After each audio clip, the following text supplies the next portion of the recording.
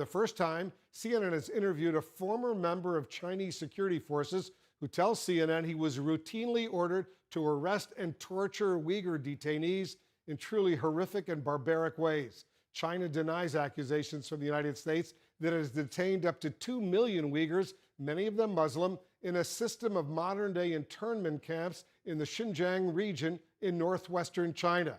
CNN's Ivan Watson brings us these disturbing new revelations, and we want to warn our viewers, it contains graphic descriptions of violence and sexual assault. They would touch the electric stick here, and it's just like burning. This is the story of a victim and a self-confessed torturer. Did the police officers use electric batons to shock prisoners? Yeah. Yes, everyone uses different methods. For years, stories of arbitrary arrests, unspeakable cruelty, and mass internment camps have been trickling out of China's Xinjiang region. Testimonies from people like Abduweli Ayub. When you were detained in 2013, what was your main job? Kindergarten teacher. Abduweli says police took him from his Uyghur language kindergarten. Put the black hood on my face, and they put me in this is the interrogation room. And inside the iron cage, there's a tiger chair. Your wrist shackled there, and your feet also shackled. He says police accused him of espionage, plotting against the Chinese government, and the crime of separatism, and they demanded a confession. You just confess. You just admit what you have done. It's good for you. Now, for the very first time, CNN has spoken to a former Chinese police officer who claims his job was to arrest and extract confessions from ethnic Uyghurs in Xinjiang. Some cops would play the good cops, and some would play the bad cops. After we beat them, we'd offer them a cigarette. Did you have to be the bad cop sometimes? Of course.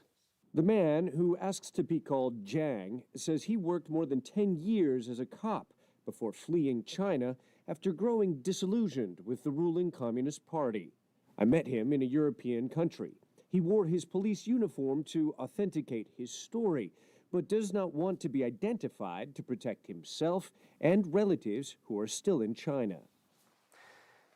To prove that he was a Chinese police officer, Jiang is showing me many photos of different police badges, training certificates, even portraits of his graduating class at police academy, images that we cannot show on television because they would reveal his identity. Jiang says he was sent from his home province to work in Xinjiang at least 3 times, during which he was ordered to arrest hundreds of suspects, all of them ethnic Uyghurs. How were the interrogations being conducted?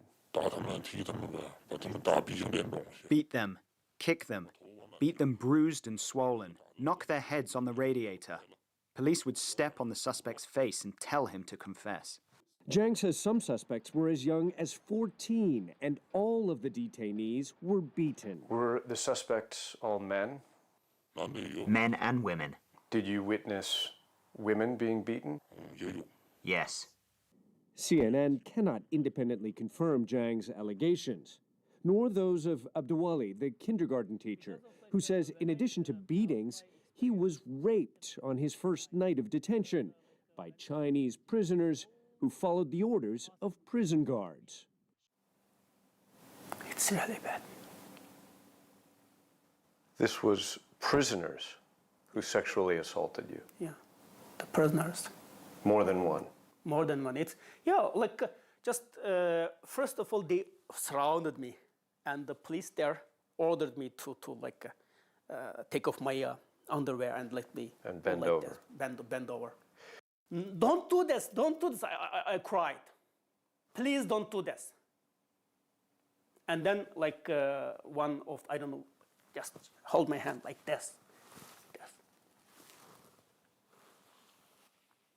Jiang, the police officer who fled China, describes in graphic detail methods of sexual torture that he says police officers used.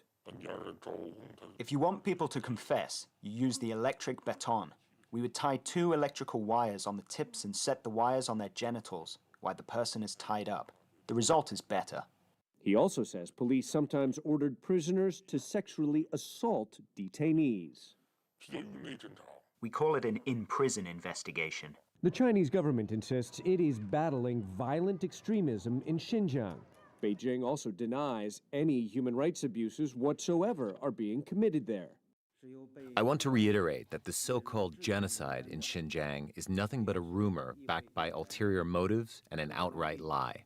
But Zhang, the whistleblower cop, says he got double his normal salary to join tens of thousands of other police sent to Xinjiang as part of the government crackdown. How many of the people that you arrested in Xinjiang do you think were actually violent extremists? None. None. Xinjiang is not a war zone, and those people are our fellow citizens, not foreign enemies. If you didn't carry out the arrests, what would happen to you?